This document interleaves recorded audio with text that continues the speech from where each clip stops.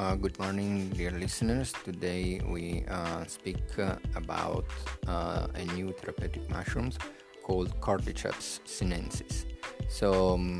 These mushrooms has been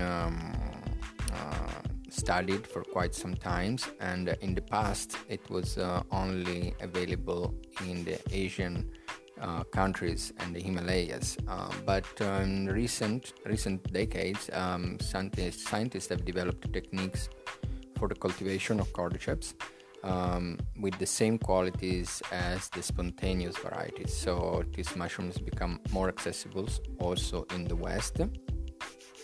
And in the cultivated cordyceps, the trace ingredients from host animals are absent, so avoided, and this makes it suitable for vegetarians and vegans as well. Just to remind you that all this information is available in my book, Healing with Micotherapy, and this is just a kind of introductory podcast to what is explained in the book. So going back to the cordyceps, so today the popularity has been growing in the West, and this mushroom has been used in various preparations and also dietary supplements, and it's been used for respiratory disorders such as asthma, bronchitis, but also for cardiovascular diseases. But the most well-known effect of these mushrooms is that it gives energy and strength.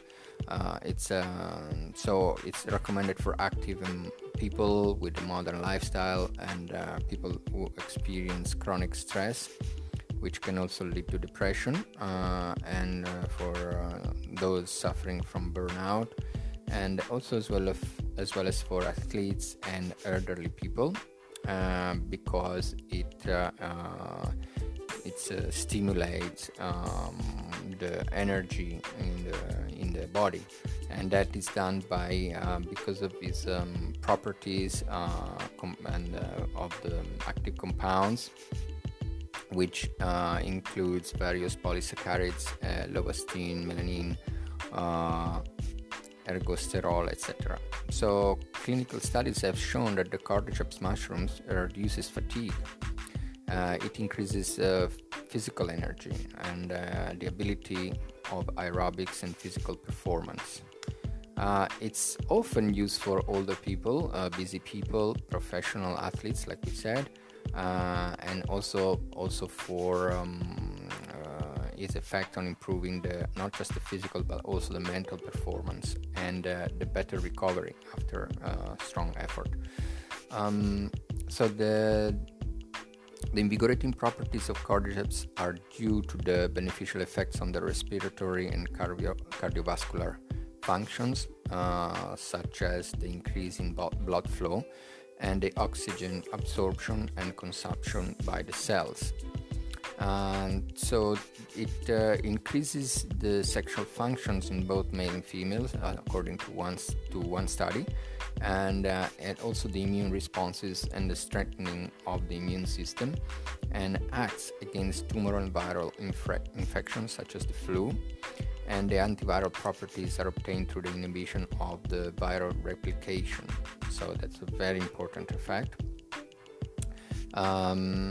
So these mushrooms also in a study increased the effectiveness of the radiotherapy and the chemotherapy, and they reduced its side effects. That's one study from 2008. And at last but not least, it may protect against diabetes type 2 by regulating the functions of insulin and reducing the blood sugar levels. So just to wrap up about Cordyceps sinensis, its main application is anti-aging, energy boost, fertility and sexual function, and other applications can be diabetes type 2, lowering sugar levels, kidney support, liver disorder, viral and cancer support. Okay, that's all for the cordyceps, and you can find this information and much more information about the mushrooms in my book, Healing with Micotherapy. Thank you for listening. Bye for now.